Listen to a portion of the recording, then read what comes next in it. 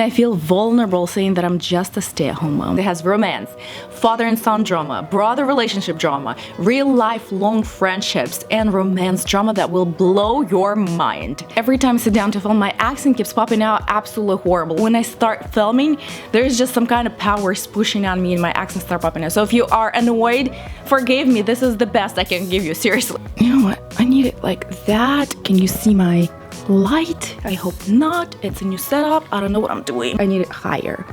Like that. If it bothers you guys, let me know. So these are the books I wish I read sooner, but I know it doesn't work this way. Around 7 years ago, yes, probably 7 years ago, I tried reading the book called The Power Now, and I could not bear getting through the first 10 pages because of my ignorance. I thought the author was crazy and involved in some kind of sect. I thought crazy people read this. Years later, I feel like the book I need right now currently is on that topic, and I come across The Power Now once again, so I give it another try. I cannot believe how relatable the book is to me now. The moral of the story is it is your level of growth that will determine the books you read. As a child, I was an avid reader. Books teleported me into the reality more fun than mine, which my reality wasn't anything bad, just a typical 90s childhood with no internet, no phones, no much TV. New book was always an exciting part of the day for me to be immersed in my own world. As years flew by, I kept reading here and there, but somewhere around the time when I got my first smartphone and my laptop and when I started college, I stopped reading for pleasure. A couple of years ago though, I found my way back to reading and I will never stop again. Books change your brain connection, improve your speaking and writing skills, and most importantly, you grow intellectually. I am a huge advocate of personal growth and pushing yourself daily to learning more about anything you possibly can, and reading books is one of the powerful ways you can start changing your mindset. We'll cover physical, mental health, spiritual, emotional, and personal growth, psychology, parenting, and classics. Let's get to it. In the first book I want to talk about is Daring Greatly by Brené Brown. Everyone, including you, feels shame. It is a universal feeling.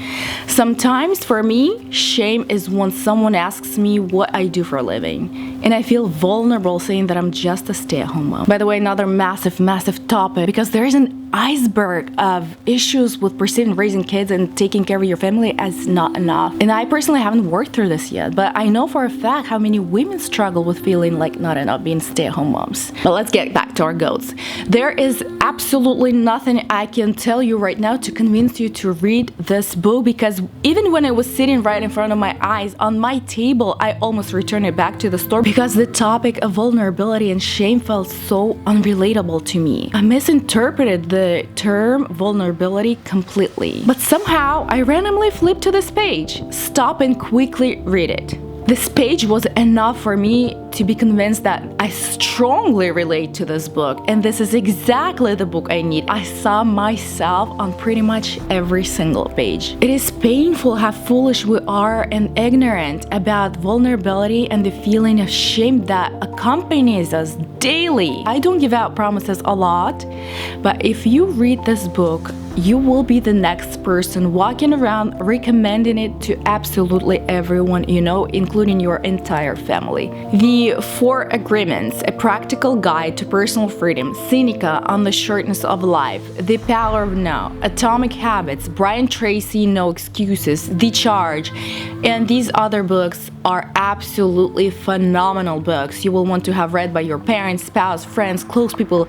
And if the living, breathing creature is a human, they should read these books. As you read, you will literally be wanting to send shots of pages to everyone because it screams our human complicated nature. And it is so well explained with real-life examples and backed up by science. You will want to stop and try to wrap your head around what you just read because of how incredibly relatable it is to your life. You will find yourself saying, oh my gosh, that's crazy, I'm going through this right now. It opens your eyes to issues you have been dealing with for the longest time. I will definitely, absolutely, certainly be reading these books again and keep recommending them to everyone I know This is worth your time. So the China Study expanded version specifically is what I call the health Bible. If you have a human body, you need to read this book. The first part of the book is a little difficult to get through because it's basically an explanation of different experiments performed and sounds repetitive, but it's done so to demonstrate how in-depth the experiments were done.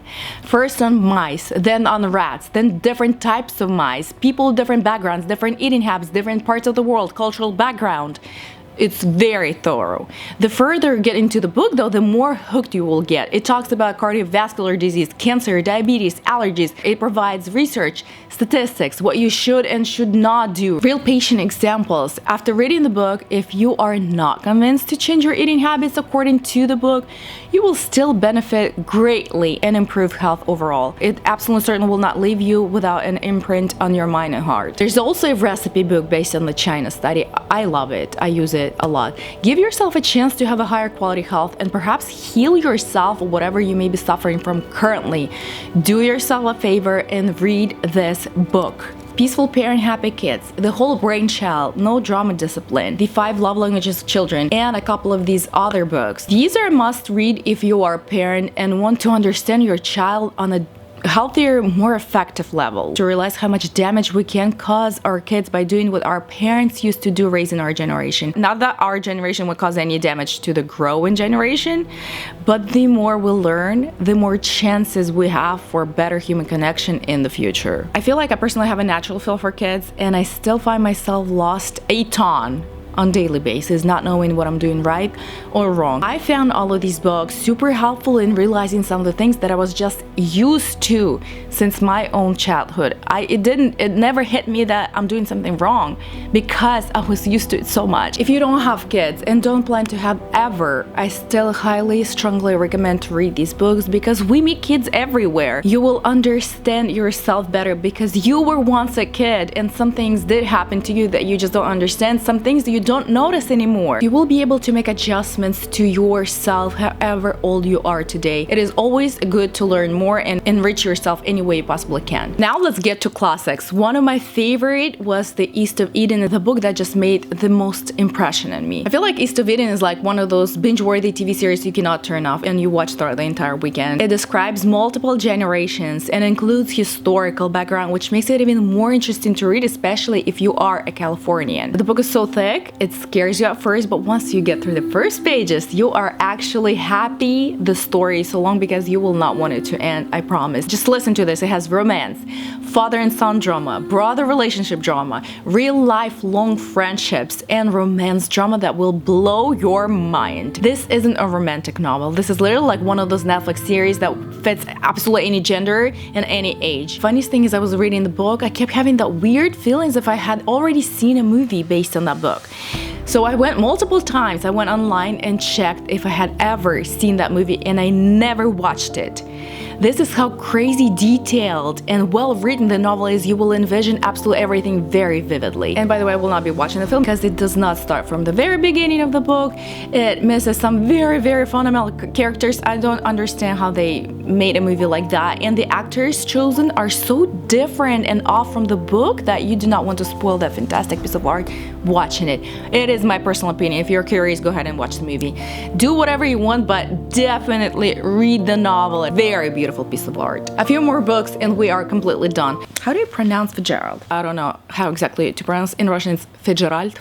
So forgive me. His novels are something I'm still getting familiar with and in love with The Great Gatsby. If you have already watched the film, still read the book. It is brilliant. It is absolutely brilliant. I am always late to the show, so I watched the film only a while ago. And the next day after watching the film, I sat down and I avidly read the entire book, and I could not understand how some human could write something so epic, worth the time absolutely. Classics is called classics for a reason. I remember always asking myself, like, who decides those classics and what's not? It's just it didn't seem very fair to me. But when you read at least 1, 2, 3 of those, you realize why and who decides what classic. You, the people who read it, because it lives on through generations. It's captivating. It's brilliant. You have no words to describe it. Read classics, enrich yourself. And the last, but definitely not the least, Jane Austen novels are all binge-worthy. Pride and Prejudice is my personal favorite. If you decide to watch a film though, after reading the book, of course, do not watch any new versions. Watch an old version comprising of multiple episodes. To me, it was absolutely unbelievable how characters completely matched to how I imagined them while reading the book. So basically, most classics are worth your time and will make an impression on you. If you're not feeling like reading science and research books, then